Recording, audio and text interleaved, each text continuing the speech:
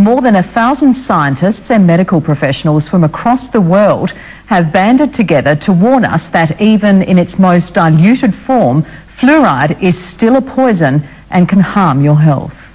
This is one pollutant that we capture in the phosphate fertilizer industry, and having captured it, we can't dump it into the sea, but we put it into our own drinking water. It's extraordinary. Fluoride in our water supply is a very real and ever-present risk to our population at large. A radical view that's made Adelaide dentist Dr. Andrew Harms a renegade among his colleagues and the professional body he once headed in South Australia. The ADA and other dental professional groups will not speak to anybody from the anti-fluoridation side, but I've been asked to not refer to myself as a past president of the Dental Association of South Australia. In fact, I'm no longer a member of the Dental Association over this issue. Dr. Harms has joined the growing movement of public discontent about adding fluoride, a potent poison in its most concentrated form, to our drinking water. The chemical fluoride itself is dangerous, but also I'm concerned about the arsenic levels and the lead levels as a result of these chemicals being dumped in the water supply. Alarm bells have been ringing about the health risks, some from credible scientific sources like Emeritus Professor Paul Connett. So here we got 1,100 scientists saying, we've read the scientific literature, we say there's a problem. And now what we should get from the other side is a very careful consideration of these reports and a scientific explanation. But we don't get that. All we get is a continuation of this propaganda, this simplistic PR. It's safe and effective, safe and effective, safe and effective. If they repeat it enough times with a white coat on it, everybody's supposed to believe them. The only argument about this is whether we have an adequate margin of safety, and I would stake my scientific career on the fact that there is no adequate margin of safety. For decades, Americans associated fluoride with good dental hygiene, which is why it's still added to most public water supplies. But today, 600 health professionals and scientists, including Dr. Arvid Carlsson, a Nobel laureate of medicine, are calling on Congress to ban the use of fluoride immediately. Among the petitioners, Bob Carton, a former Environmental Protection Agency scientist. He says fluoridating water was a mistake from the beginning. It was a foolish thing to do years ago. They didn't have enough information. It hadn't really been tested. In fact, a 2005 Centers for Disease Control study found too much fluoride has caused irreversibly discolored teeth in 1 out of 3 children. And a major report by the National Academy of Sciences says toxic levels can lead to severe permanent pitting of the enamel in children. Fluoride can also build up in the bones to cause pain, stiff joints, and skeletal abnormalities when they get older. It's a cumulative poison. It just gradually builds up and it gradually causes harm. In 2006, a report by the National Academy of Sciences identified fluoride as a potent hormone disruptor that can affect your thyroid and potentially lower the IQ of children. Currently, 66% of United States residents who rely on public water supplies are exposed to the most consumed drug in the nation, fluoride. Some recent studies suggest that overconsumption of fluoride can raise the risk of disorders affecting teeth, bones, the brain, and the thyroid glands. After 3 years of reviewing hundreds of studies, a National Research Council committee concluded that fluoride can subtly alter endocrine function, especially in the thyroid, the gland that produces hormones regulating growth and metabolism. Fluoride found in foods, beverages, medicines, and dental products can result in fluoride overconsumption. This is most visible in young children as dental fluorosis, white-spotted, yellow, brown, and/or pitted teeth. Epidemiological studies and tests on lab animals suggest that high fluoride exposure increases the risk of bone fracture, especially in vulnerable populations such as the elderly and diabetics. A scientist at a leading dental research institute in Boston, Dr. Phyllis Moulinex, exposed rats to fluoride to work out its effects on the human brain and the central nervous system. The pattern that we saw, it typically is what we see with other neurotoxic agents that are well known to cause a hypoactivity. or a memory problem or an IQ problem.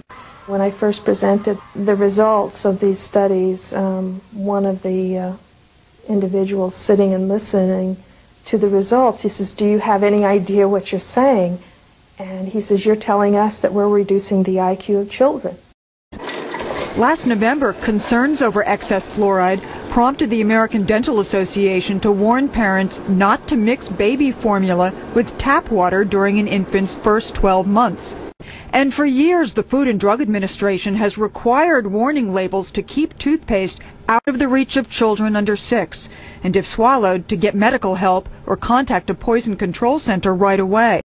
Elaine Valentine couldn't understand why she was able to lead a normal, healthy life in her hometown, but whenever she headed to Melbourne and drank the water, she'd come home a very sick woman.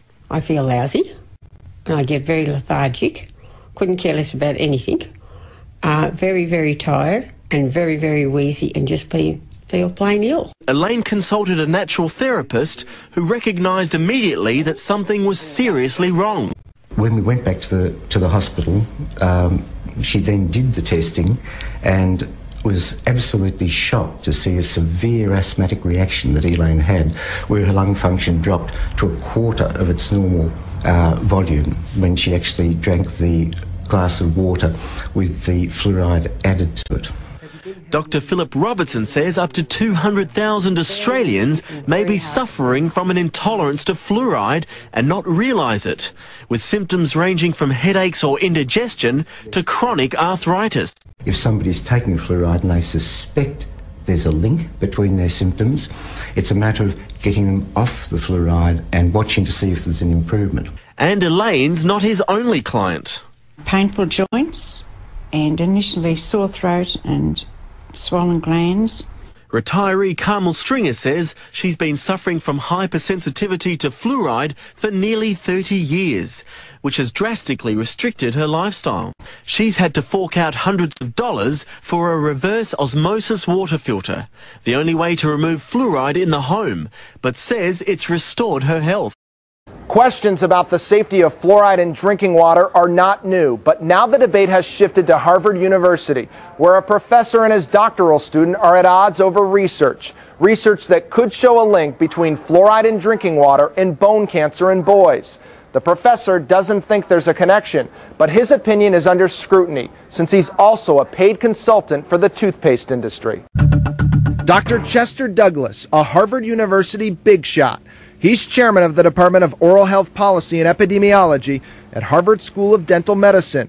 And he's at the center of a fluoride debate, the question of whether fluoride in drinking water can cause cancer, specifically osteosarcoma in boys. Hi, Dr. Douglas. Mike Bodette with Fox 25. We wanted to talk to you about the fluoride controversy. I just was talking to the lawyers about the freedom of information, so we're going to give all our studies to them. The dispute erupted last year when the Washington-based Environmental Working Group raised serious allegations, accusing Dr. Douglas of possibly covering up the link between fluoridated water and cancer. The question is very simple. Did he represent the research correctly or did he not? Ken Cook is Environmental Working Group's president. He points to a thesis done by one of Dr. Douglas's own students. Dr. Elise Basson found, for males less than 20 years old, fluoride level in drinking water during growth is associated with an increased risk of osteosarcoma. But according to Cook, Dr. Douglas dismissed any link when he presented this final report to the National Institutes of Environmental Health Sciences. Dr. Basson's study found some very compelling evidence that there's a risk of bone cancer from fluoridation in water. And the presentation of her research suggested the opposite, that there was no evidence. The Environmental Working Group has raised concerns about Dr. Douglas's close ties to toothpaste giant Colgate, pointing to his job as editor-in-chief of the Colgate Oral Care Report. Fox Undercover has learned Dr. Douglas has also worked as a consultant for Colgate for the last 10 years. The company has paid him tens of thousands of dollars. Tony Valentine is watching the controversy closely. It's personal. His son Seth died 20 years ago after a painful battle with osteosarcoma. Seth grew up in Dedham, one of 137 communities in Massachusetts that adds fluoride to the water. Valentine says he wants to know more about any connection between fluoridated water and cancer. What do you think about this possible link? When I first heard that, I was kind of shocked, because I knew that we used the Dedham water and I knew there was fluoride in it. Valentine says even the suggestion of a link is disturbing. Dr. Basson declined to be interviewed, but she's standing by her work and tells Fox Undercover a paper based on her thesis will soon be published in the Journal of Cancer Causes and Control. A Harvard spokesman tells us its investigation is ongoing. This as the federal government continues its own investigation.